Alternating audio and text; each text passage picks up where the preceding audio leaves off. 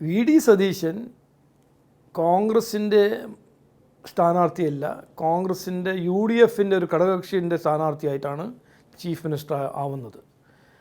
അപ്പോൾ അങ്ങനെയാണെങ്കിൽ, അത് സത്യമാണെങ്കിൽ, അതിപ്പോൾ ആരും സമ്മതിക്കില്ല, കോൺഗ്രസ് അങ്ങനെ ആരും അത് സത്യമാണെന്ന് പറയില്ല.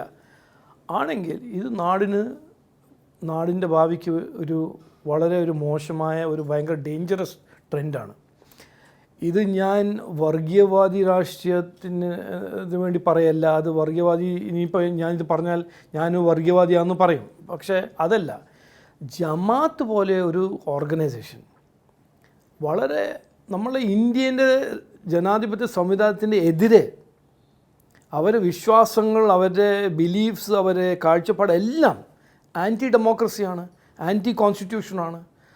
അപ്പോൾ ഈ കോൺഗ്രസ് ഒരു കാലത്ത് ഏറ്റവും വലിയൊരു പൊളിറ്റിക്കൽ പാർട്ടിയായിരുന്നു, ഏറ്റവും പഴക്കമുള്ളൊരു രാഷ്ട്രീയ പാർട്ടിയായിരുന്നു കോൺഗ്രസ്.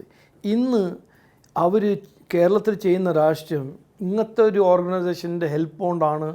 അതുമാത്രമല്ല, ഇവിടെ അവരുടെ ചീഫ് മിനിസ്റ്റർ തീരുമാനിക്കുന്നത് ഈ ബേസിസിലാണെന്ന് മനസ്സിലാവുമ്പോൾ വിഷമമുണ്ട്. വിഷമം മാത്രമല്ല, കുറച്ചൊരു പേടിയും ഒരു സംശയമുണ്ട്.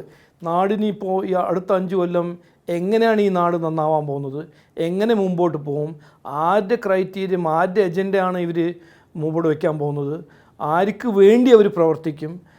അപ്പോൾ ഇതെല്ലാം ചോദിക്കേണ്ട ചോദ്യങ്ങളാണ്. ഇനിയിപ്പോൾ നമ്മൾ നോക്കാം, 5 കൊല്ലം ഉണ്ടല്ലോ.